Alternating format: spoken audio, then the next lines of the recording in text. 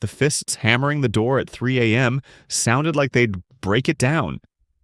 My eyes snapped open, throat dry, my wife Clara's grip crushing my wrist. Her belly, 7 months swollen with our twins, pressed against my side as she shook. "Don't answer it, Alex," she begged, her voice cracking. "Please." But the shouting outside was relentless. "HOA police! Open up or we break it down!" HOA police? My pulse roared. I'd been a U.S. Marshal for a decade. There was no such thing. But the strobe of red-blue lights through the blinds choked my breath. Clara whimpered, clutching her stomach like she could shield the babies inside. I grabbed my service Glock from the nightstand. "Stay behind me," I said, but she grabbed my arm, her face pale. "Alex, they've been warning us. The fence, the trash cans, they hate us." The fence. We'd painted it sky blue last week. Clara's idea. HOA violation, they'd said. Bullshit. I cracked the door, gun hidden behind my back. 2 men in knockoff cop uniforms glared back. The leader, Officer Brackett, on his patch, flashed a toothy grin. "Alex Voss, you're in violation of HOA Code 9F. Unapproved exterior modifications. You're coming with us." Clara's voice trembled from the hallway. "It's just paint." Brackett cut her off. "Tell your wife to shut it, or we'll cite her for disturbing the peace too." Rage burned my veins. I stepped outside, slamming the door behind me. "You're not cops. You're HOA lackeys with a badge printer."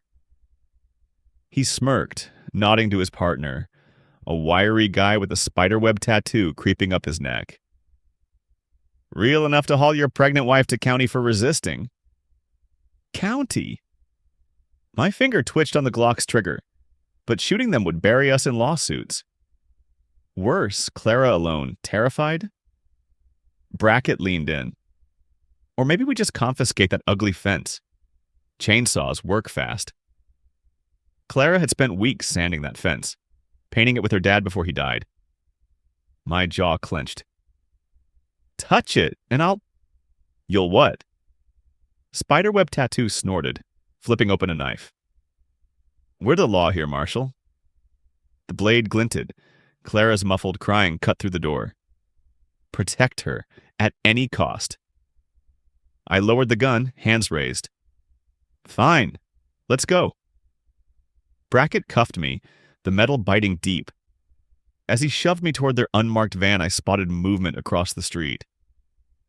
Mr. Hale, our quiet retiree neighbor, stood in his doorway, watching, smirking. He reported us. The van door slammed. Brackett ripped off his fake badge, laughing. "Your wife's gonna love what we do to that fence." But he didn't see me slip my wedding ring into the seat crack, tracking chip inside. "Find me, Clara." The van reeked of sweat and gasoline as it bounced down the road. Brackett's knee pressed into my thigh, his breath hot on my face. "Bet you thought being a marshal made you untouchable," he sneered. Through the grimy window, streetlights blurred into streaks. We weren't headed to any station, just deeper into the suburban maze. Spiderweb tattoo cracked his knuckles. "Gonna enjoy watching you explain this to your wife?" My cuffs bit deeper as I tested them. Standard issue. Idiots.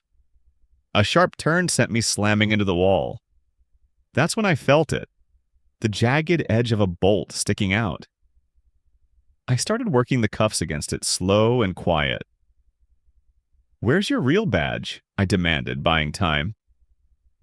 Brackett laughed, pulling out a Ziploc bag from his pocket.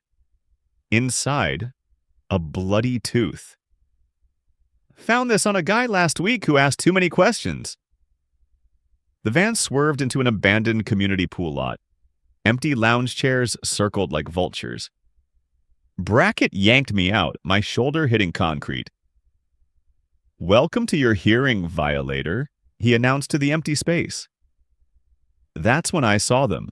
Dozens of HOA violation notices nailed to a makeshift gallows. Our sky blue fence panel was already there, splintered in half. Spiderweb tattoo pressed a cattle prod to my ribs. Let's see how tough you are without your little badge. The shock hit like lightning. My muscles locked as I collapsed, tasting blood where I bit my tongue. Through the pain, I heard Clara's voice in my head. They're just bullies with too much time. Wrong. These weren't bored retirees. The way they moved, the equipment, this was organized. Brackett crouched over me. Your wife's probably crying right now. Maybe we should go comfort her. The cuffs snapped. My fist connected with his throat before he could blink. As he gagged, I snatched the cattle prod and jammed it into Spiderweb's groin. His scream shattered the night. Tires screeched behind us. Headlights blinded me as a black SUV skidded to a stop. The door flew open. Alex? Clara stood there, my backup gun trembling in her hands. But her eyes weren't on me. They were fixed on the third figure stepping from the shadows, the HOA president holding a syringe. Right on time, he said. And that's when I realized they never wanted me. This was always about getting to Clara. Clara's gun wavered as the HOA president stepped into the light. Put it down, sweetheart, he crooned, syringe glinting. Unless you want to explain to CPS why your babies were born in prison. My blood turned to ice. They had connections. Real ones. I lunged, but Brackett's boot caught my ribs. Stay down, Marshal, he wheezed, rubbing his bruised throat. The president tilted his head. You broke the rules, Alex.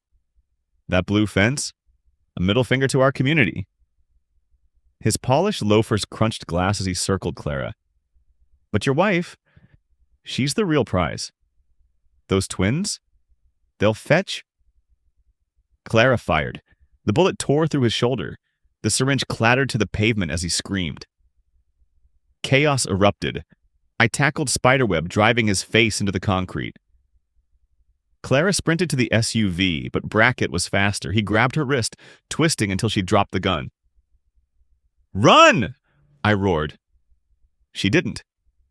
My pregnant wife, my stubborn, beautiful Clara, kicked Brackett square in the knee.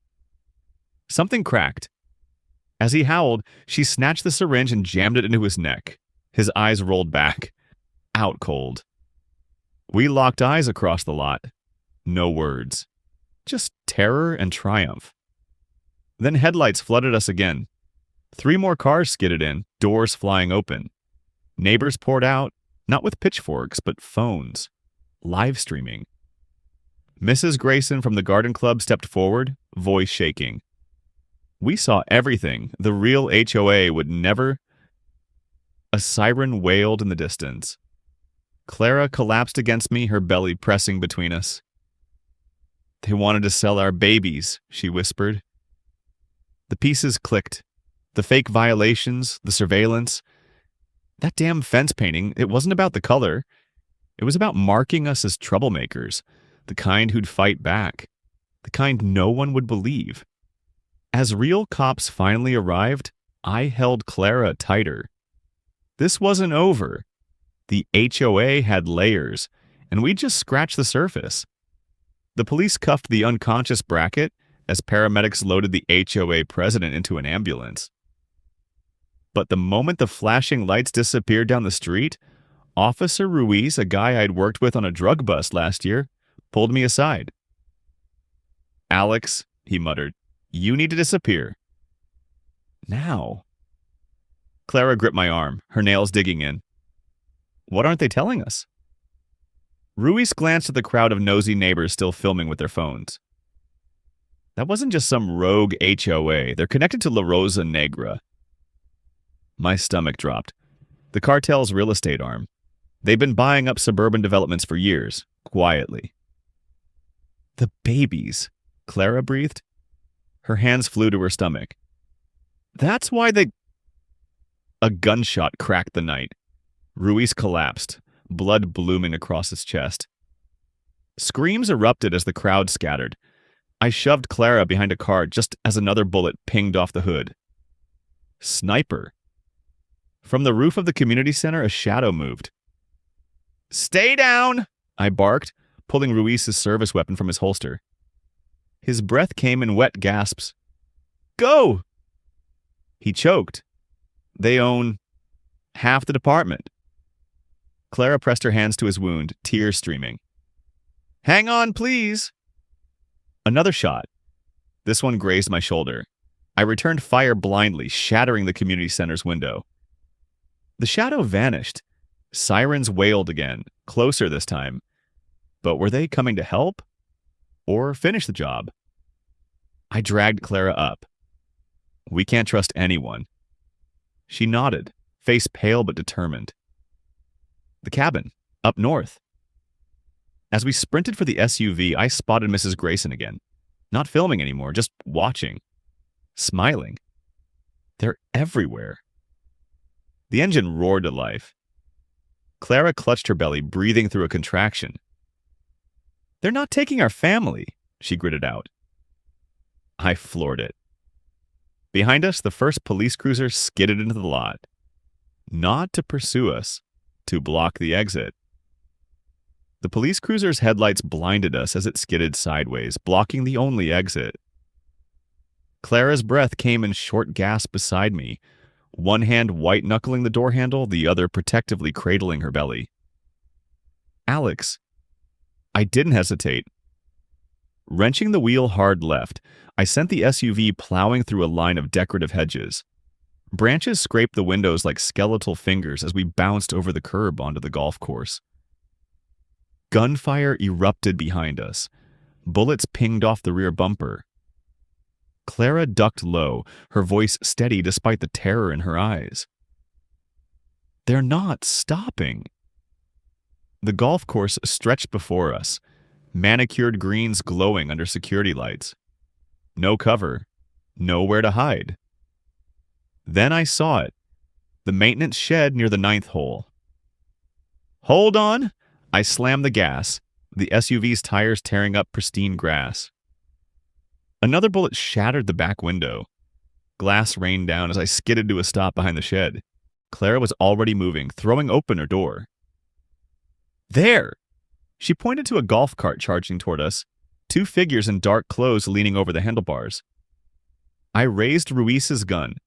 "Wait!" Clara grabbed my wrist. "It's the Garcias." Our neighbors from 3 streets over. Marco Garcia jumped out before the cart even stopped, his wife Elena right behind him clutching a shotgun. "Get in!" Marco yelled. "We'll lead them away." Elena thrust a set of keys at Clara. "Our truck's behind the clubhouse. Go north and don't stop." Clara didn't argue. She kissed Elena's cheek, a silent thank you, then grabbed my hand. "Alex, now." As we sprinted for the clubhouse, I glanced back. Marco revved the golf cart straight toward the approaching police lights. Elena standing tall in the passenger seat, shotgun raised. A diversion, a sacrifice. Clara's breath hitched as another contraction ripped through her. She leaned against the clubhouse wall, face pale. "They're coming faster," she panted. "The babies."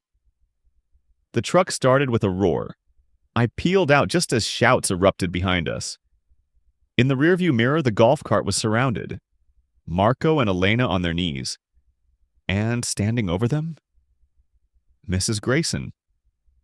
Smiling. The truck's headlights cut through the back roads like a knife as Clara's contractions came every 8 minutes. Her knuckles were bone white against the dashboard. "They knew," she gasped between breaths. "The Garcias knew about the cartel." I swerved onto the highway, eyes darting between the road and the rearview mirror. No headlights yet, but they'd come. "Marco tried to warn me last week," I admitted, the guilt like acid in my throat. "Said the HOA was pressuring him to sell his house. I thought it was just racist bullshit," Clara finished, wincing through another contraction. "God, Alex, how deep does this go?" The answer came faster than expected. My burner phone buzzed, an unknown number. A text with a single attachment. A spreadsheet titled La Rosa Inventory. I nearly swerved off the road. Row after row of addresses. Expected acquisition dates, and in the last column, product. Some houses listed labor, others organs. Our address? Twins. Healthy? $200,000. Clara made us sound like a wounded animal. They were shopping our babies. The phone buzzed again. New message. Turn yourself in or the Garcias die at sunrise. Gee. Mrs. Grayson's smug face flashed in my mind. Clara grabbed my arm. We can't leave them. Tires screeched behind us. 2 black SUVs surged onto the highway, gaining fast. I stomped the gas, but the old truck shuddered in protest. The first SUV rammed our bumper, sending us fishtailing. Clara screamed as her head hit the window. The second SUV pulled alongside, window rolling down to reveal a rifle barrel. I did the only thing I could, yank the wheel hard right. Our truck plowed into the SUV, sending it careening off the road into a ditch. The impact tore our side mirror off, but we kept moving. For 3 glorious seconds, I thought we'd won. Then the remaining SUV accelerated, and a familiar figure leaned out the passenger window. Spiderweb tattoo. Not with a gun, with a Molotov cocktail. The glass bottle shattered against our tailgate. Flames erupted. Clara's scream tore through the night as fire licked at the truck bed, racing toward the gas tank. The fire roared behind us, heat licking at our backs as the truck swerved wildly. Clara clutched her belly, her breath coming in ragged gasps. "The river!" she choked out, pointing ahead to the bridge crossing Blackwater Creek. I didn't hesitate. With flames eating through the cab, I wrenched the wheel left, sending us crashing through the guardrail. For one weightless moment, we hung in the air, Clara's hand gripping mine, her eyes wide but unafraid. Then we hit the water. The impact knocked the breath from my lungs. Freezing water poured in through the shattered windows as the truck sank. I grabbed Clara, kicking toward the surface as the burning wreckage disappeared into the dark below us. We broke through, gasping. The current swept us downstream, away from the road, away from the SUVs. Clara coughed violently, her body shaking with cold and contractions. "Hold on to me," I ordered, wrapping an arm around her as I kicked toward shore. The riverbank was steep and slick with mud, but I hauled us up, collapsing in the reeds. Clara immediately rolled to her side, vomiting river water. When she looked up, her face was ghostly pale. "They think we're dead," she whispered. "For now. But they'd send men to check." "To be sure." I helped Clara to her feet, scanning the tree line. "We need to move. Find shelter." She nodded, but as she took a step, her knees buckled. A wet stain spread down her leggings. Her water had broken. "Alex," she panted, gripping my arm with terrifying strength.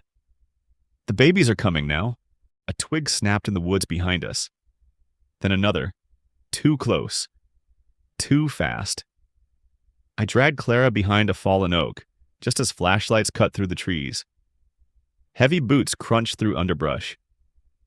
"Check the riverbank," a familiar voice ordered. Brackett, alive, and pissed. Clara bit her lip to stifle a moan as another contraction ripped through her. I pressed my hand over her mouth, my other reaching for a rock, the only weapon I had left. The footsteps came closer. A beam of light swept over our hiding spot. Then, a baby's cry split the night. Not from Clara, from the woods. The searchlights immediately swung toward the sound. "What the hell?" Brackett muttered. A second wail joined the first, echoing, unnatural. A recording. The Garcias had bought us time. Clara's nails dug into my arm as the final stage of labor hit. "They're coming," she gasped, "whether we're ready or not."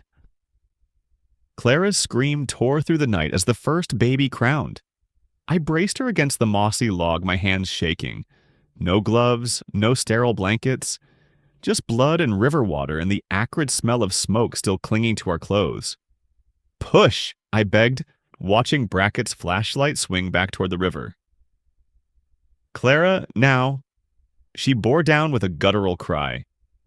Our son slithered into my waiting hands, tiny and perfect and blue. I rubbed his back until his first furious wail pierced the air, just as Brackett's radio crackled to life. "Subject located!" West Bank. Gunfire erupted upstream. The flashlight beam jerked away. Clara panted, her sweat-slick forehead pressed to mine. "Next one?" "Coming!"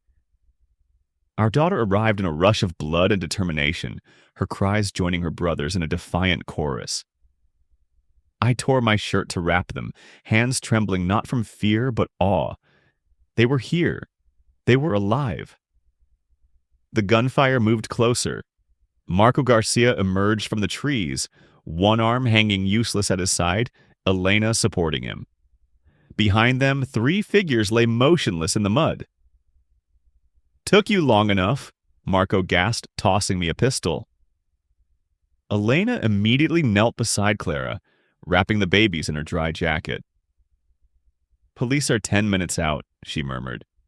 "Real police." A crashing in the bushes.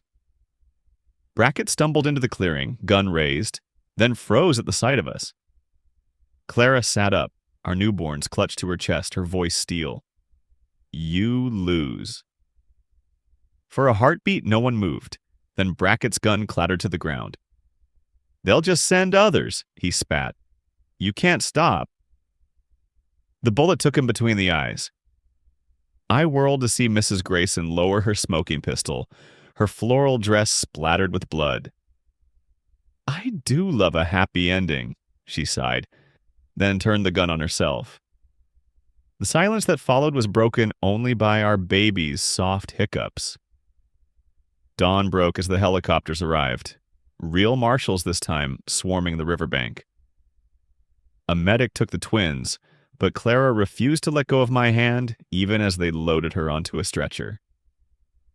"Wait," she croaked, pulling me close. Her whisper sent chills down my spine. The spreadsheet. Our address wasn't the only one with twins listed. As the helicopter blades roared to life, I stared at the smoking ruin of our suburban dream. This wasn't over, but for now, we'd won.